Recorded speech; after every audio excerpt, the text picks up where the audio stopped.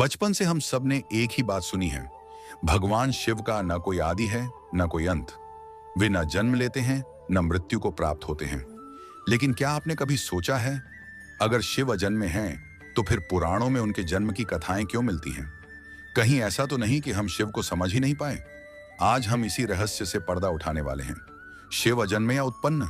शिव पुराण कहता है शिव स्वयंभू हैं, अर्थात वे किसी से उत्पन्न नहीं हुए। लेकिन विष्णु पुराण में कहा गया है कि ब्रह्मा के तेज से रुद्र प्रकट हुए। तो क्या रुद्र ही शिव हैं और क्या ब्रह्मा उनके पिता हुए? यहीं से भ्रम शुरू होता है। एक समय ब्रह्मा और विष्णु में यह विवाद हुआ कि इस सृष्टि में सबसे श्रेष्ठ कौन है। तभी उनके बीच एक अनंत प्रकाश स्तंभ प्रकट हुआ।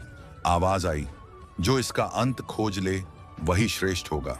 ब्रह्मा ऊपर की ओर गए, विष्णु नीचे की ओर। हजारों वर्षों तक खोजने के बाद भी कोई अंत नहीं मिला। अंततः उसी स्तंभ से महादेव प्रकट हुए और तभी सिद्ध हुआ शिव ही आदि भी हैं और अंत भी। ब्रह्मा का झूठ और शिव का श्राप विष्णु ने सच स्वीकार किया, लेकिन ब्रह्मा ने झूठ बोला। क्रोधित होकर शिव ने ब्रह्मा को श्राप दिया कि पृथ्वी पर उनकी पूजा नहीं होगी। यही कारण है कि आज ब्रह्मा के मंदिर बहुत कम हैं। शिव को ब्रह्मा का पुत्र क्यों कहा गया? विष्णु पुराण की एक कथा के अनुसार जब शिव प्रकट हुए, ब्रह्मा उन्हें पहचान नहीं पाए। शिव रूठ गए। ब्रह्मा ने पश्चाताप कर वर मांगा कि शिव उनके पुत्र रूप में जन्म लें। शिव ने वर स्वीकार किया। बाद में ब्रह्मा की तपस्या से रुद्र बालक रूप में प्रकट हुए। रुद्र बालक रोते रहे क्योंकि उनका कोई नाम नहीं था।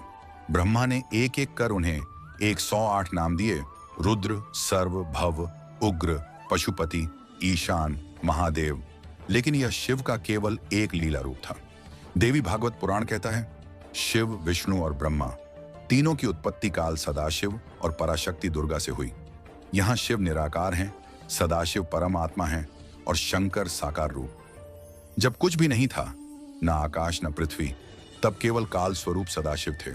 उनसे शक्ति प्रकट हुई मां दुर्गा। सदाशिव ने बाएं अंग से विष्णु और दाएं अंग से ब्रह्मा को उत्पन्न किया।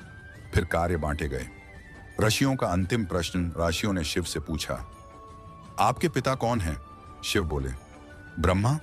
दादा कौन? विष्णु। परदादा? स्वयं शिव। तभी ऋषियों समझ गए शिव जन्मे नहीं, शिव ही सबका मूल है।